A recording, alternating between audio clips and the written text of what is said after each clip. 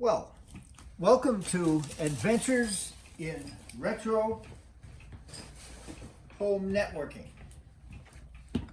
I had plugged this time capsule in only to find that it was already set up from the previous owner. There's a password on it, so I couldn't get into it in order to change the information. So I'm going to perform a hard reset. It is kind of a pain. First thing I have to do is find the small reset button on the back. Press that in for, they say, about 5 seconds. I may wait a little bit more. Isn't this fun, though? Okay, that should be enough. Now we plug the power back in and turn it on while holding in the power button. And I don't know if you can see, you see how the light is now flashing. That indicates that the reset has been performed. If you want to see where this thing is located here, it's right next to the television at the top of the stairs in the living room. This is the most central location in the entire house.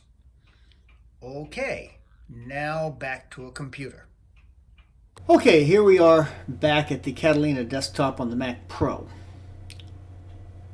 I've done the hard reset, as you just saw, and now we see other Wi-Fi devices. One, I've disconnected everything else.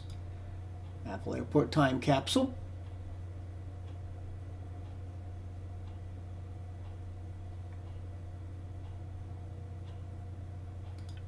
Okay.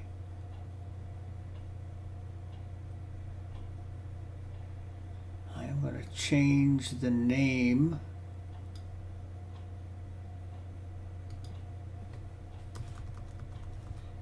to Lee's Airport time capsule. That should work. And we will call this Home Airport. All right, we will give it a password.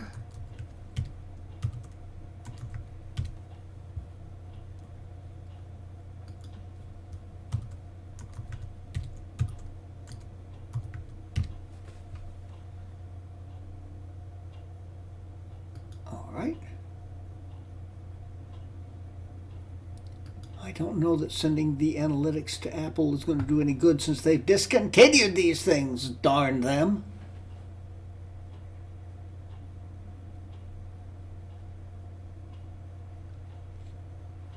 Okay.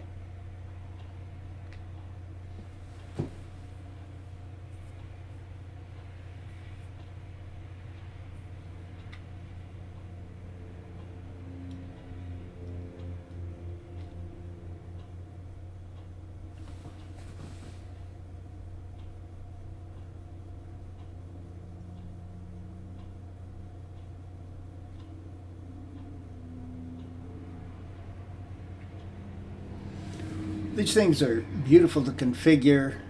Airport utilities built in. All right, setup complete.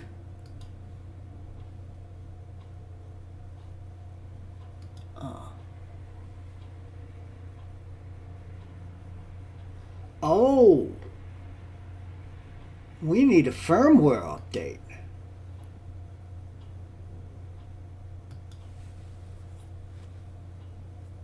And that's an important update. That firmware update.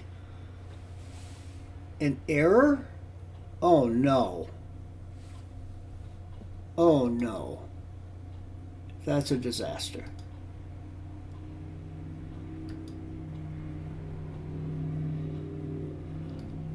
Let's try this again.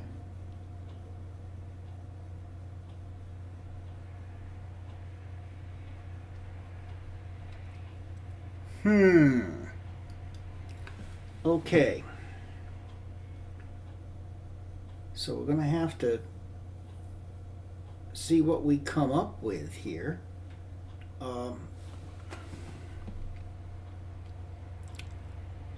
think I have an idea.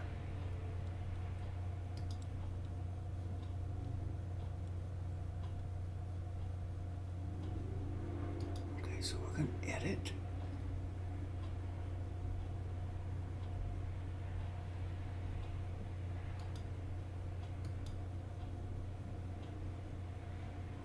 All right, I think what I'm going to need to do, at least until I figure out how to get this firmware update done on this machine, I'm sure there's a way, but Apple is not providing it, is to try using one of the other Airport Extreme base stations and then set this one to extend. All right, so we will do that and be back to it. Worked. I took one of the Airport Extremes, and just if you want to see what's going on here, if you can see that there, you'll see the version number 7.9.1 for the firmware. Oops, we don't want to edit that. The time capsule, unfortunately, had, I believe it was 7.7.9, which is quite a bit outdated. And evidently, the previous owner never updated it. I guess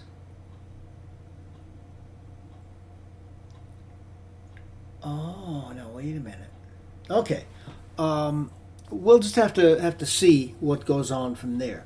What I want to do now, though, is to do some testing as far as speeds. I wouldn't be surprised if it's a little bit slower. And then get an idea what the stability is. Also, the reach of the network, because that was certainly a problem. Connecting and staying connected to the network across the 3 floors of the townhouse condominium in which I live. So we're going to take a look at that, and then we shall be back with more. Okay, here's where I have installed the time capsule down here in the Banjo Cave. I have put it up high on the wall there with the hopes that it will connect reasonably well. I'll be able to use the 2 terabyte drive in there as a backup for certain of the computers. Now, the interesting thing,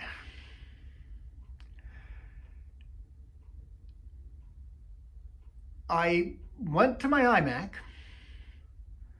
opened Airport Utility, and tried updating the firmware again, and it updated fine.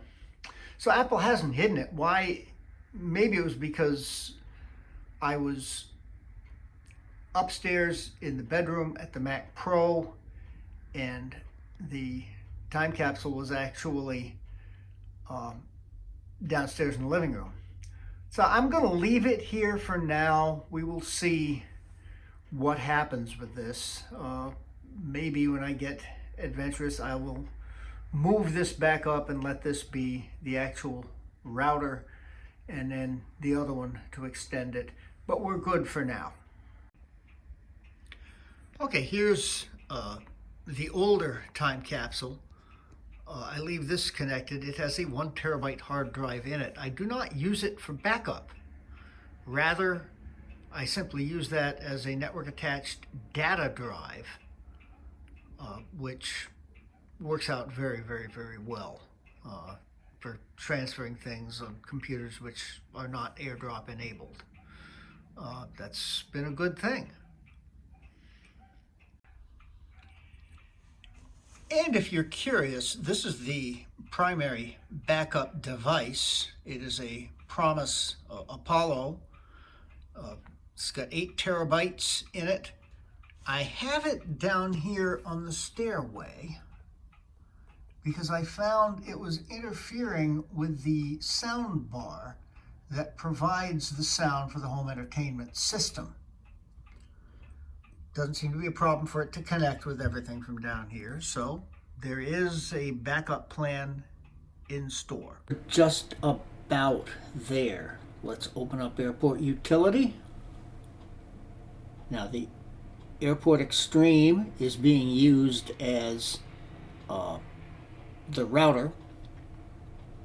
Now the Bedroom Airport Extreme is right next to me here. That is intended to be extending the network up here. The Airport Time Capsule, as you've seen, is located in the Banjo Cave and is extending down there. Now this used to be my mother-in-law's. I bought this for her when I bought her 2009 iMac. This was the current model of Airport Time Capsule at the time, and yeah, it was used as the backup device for Polly's system. Now, upon her death, I reclaimed both her 2009 iMac, which I've done quite a bit of work on, and her time capsule. Now, I don't use that time capsule as part of the backup.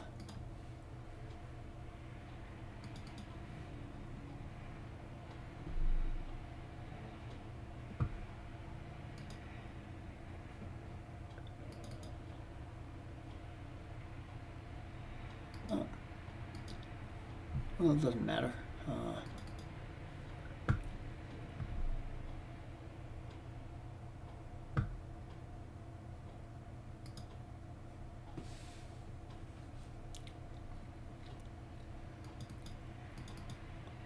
Okay. Now that's strange because I have always connected to that, but we'll deal with that another time. Okay, now this is a little off topic for this video. You see here the icon on the desktop for the Elite Pro Dual HDD. In one of the unboxing videos, I unboxed that OWC 2-drive enclosure. It is now set up. If we look at About This Mac,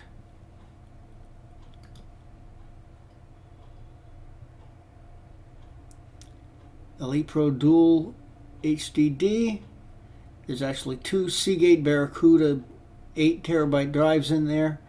They are in a concatenated RAID, or as OWC calls it, a spanned RAID. It's a hardware rating in the enclosure for 16 terabytes. And that's going to be the time capsule backup device for this machine, where everything in the world is going to be stored. Alright, I think that pretty well wraps up this video. I hope that you have enjoyed it, and we will see you in the next one to come up very soon. It's later in the day. I thought I would give some preliminary thoughts about my home network and how it's working. So far, I'm very happy, very satisfied. I've done a couple kinds of testing. One of the big concerns I had about the Cox router was coverage in the home. I live in this 3-story townhouse condominium. I had the router installed on the middle floor with the idea that it would be best enabled to get coverage. That hasn't really proven to be the case. Wi-Fi signals were kind of weak in the guest room and here in the master bedroom as well. Banjo Cave was kind of weak as well. I have a patio out back where I spend quite a bit of time in the summertime. The coverage there was really, really poor. So in order to test that, I wasn't going to go sit out on the patio today. It's 20 degrees here in the dead of winter. But I did take my phone and walk around. I had found, now I live, the building has 4 units in it. I'm one of the end units, which is really nice. So I went out and started walking to see when I would lose the signal. Now, on the Cox router, I would lose the signal really just before I got to the end of our building. I walked past the end of the building, all the way getting behind the next building before the signal degraded to the point that it really wasn't going to be usable. I did the same thing walking in the other direction.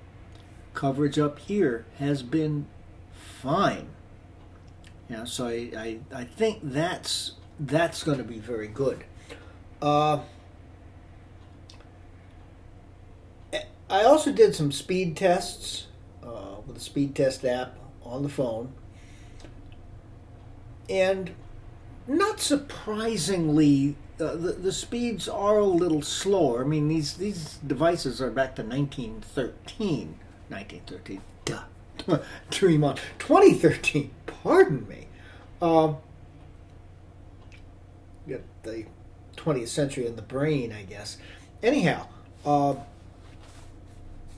but yeah, the speeds, while it's a little slower, are not horrifically slower. I'm really. Can I call up the history on that?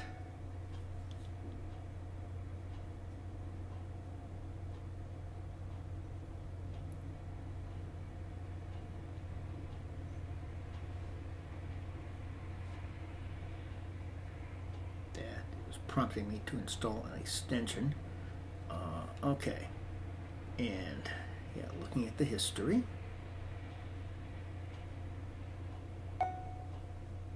Oh, it's not so. Oh, I think I did the speed testing on my iPad, which is not handy right now.